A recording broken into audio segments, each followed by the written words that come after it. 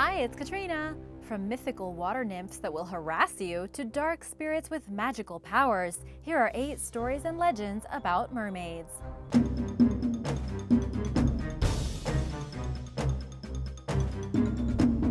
Number 8. Rusalka. A Rusalka is a mythical Slavic water nymph resembling a beautiful young woman. Similarly to a Greek siren or a Celtic mermaid, Rusalki have long hair and a ghost-like appearance owing to their translucent skin.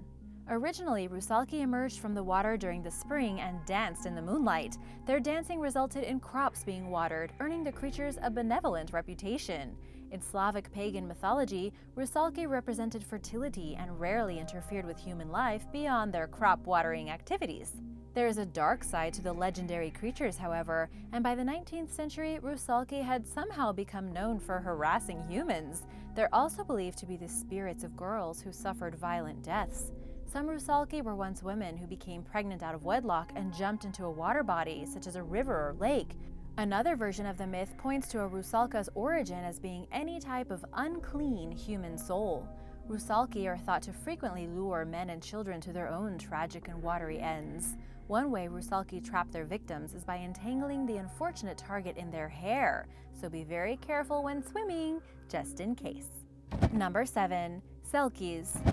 The word selkie means seal in the Orcadian dialect of Orkney, Scotland. According to legend, the selkie-folk, or seal people, are commonly sighted in the area near the shore as seals with their heads bobbing above the water, displaying uncannily human-like eyes. They appear along mermaids and sirens as sea-dwelling folk in Scotland, Ireland, the Faroe Islands, and Iceland. Selkies are shapeshifters. In the water, they live as seals. When they travel onto land, they transform into graceful, beautiful humans. In doing so, they shed their seal skins, which they return to once they decide to become seals again. If the seal skin is stolen or lost, a selkie is trapped in human form until it is recovered, so selkies tend to quickly snatch up their skins and return to the sea when they are spotted on shore.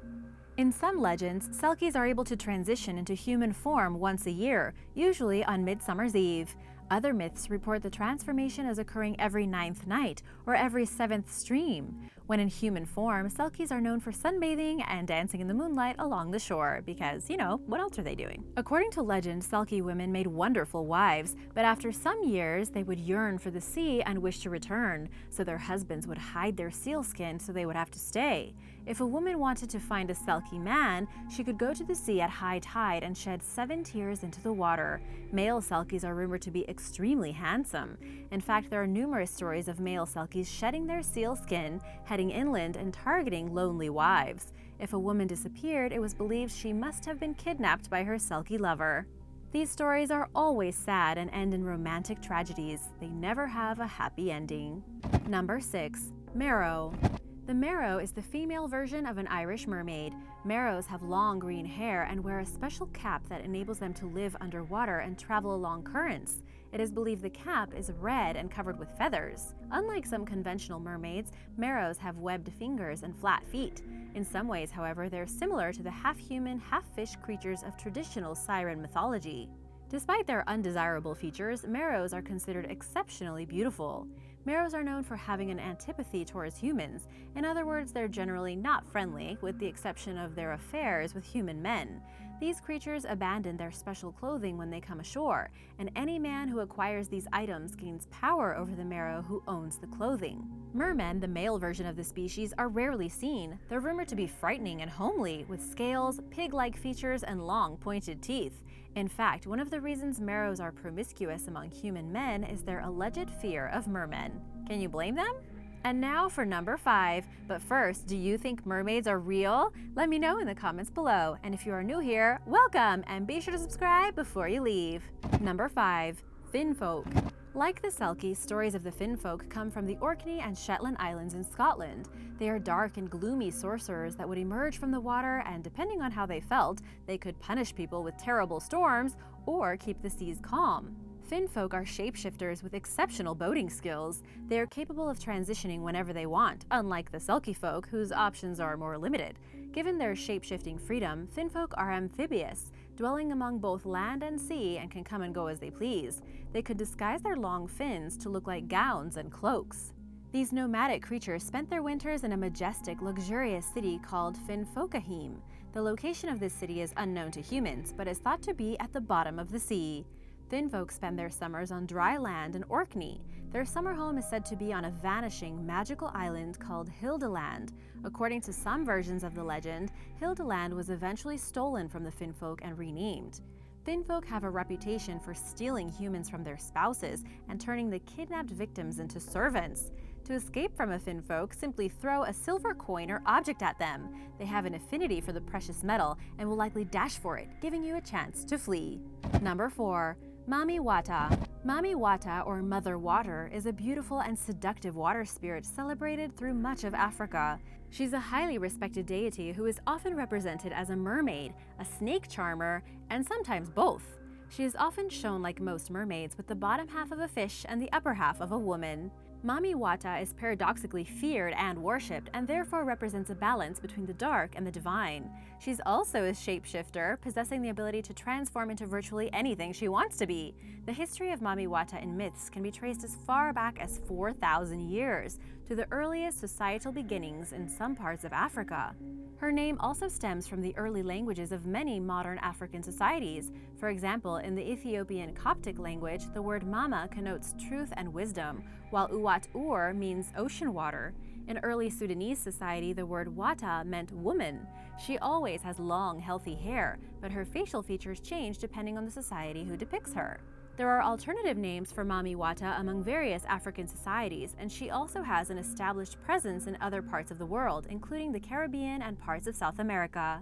Mami Wata's job is to provide her worshippers with spiritual and material healing, as well as to protect their mental and emotional health and growth.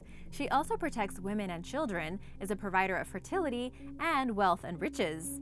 In addition to the fortune she gives, Mami Wata is also capable of great evil and is known to exploit unsuspecting men for her own sexual satisfaction. Only after an encounter does she reveal herself, after which the unfortunate victim must pledge his faithfulness to her or die. If he's married, his family may also suffer. She has a terrible temper and jealousy issues, so if she feels rejected, beware.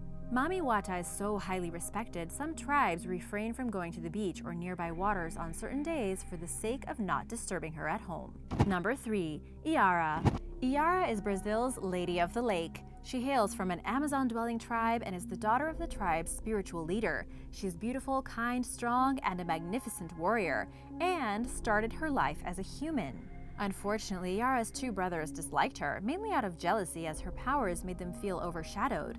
The brothers decided to resolve this perceived problem by killing her.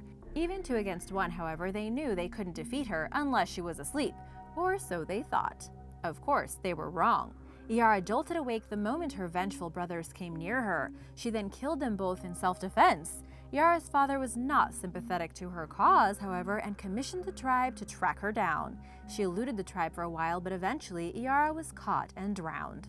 Luckily, her story doesn't end there. After being rejected and taken out by her own tribe, Yara became a half-human, half-fish water-dwelling creature. In other words, a mermaid, and found acceptance in the marine world. She's known for her brown complexion and striking green eyes. Her physical beauty, as well as that of her singing voice, entranced men whom she took as lovers.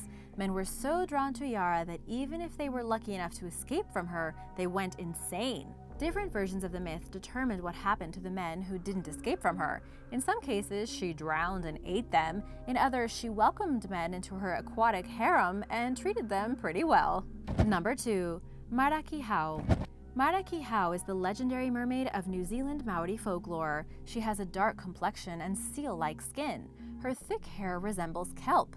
Perhaps Meraki Howl's most distinctive feature is her dark tail, which is said to be transparent like a stormy ocean, or the inside of a mussel shell. To give you an idea, the interior of a common mussel shell contains green, violet, and blue tints and is opalescent. Meraki Howl also has a long tubular tongue, which is used to swallow large quantities of fish and has been blamed for destroying canoes.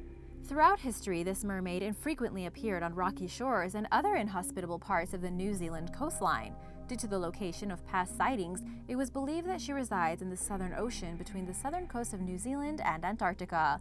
The Maori regarded Meraki Howl as a taniwa, or guardian of the seas. Modern scientists, of course, disagree on what past sightings of Meraki Howl could actually have been. Some believe that she was a species of manatee, while others lean toward a theory that the mermaid was a type of giant eel.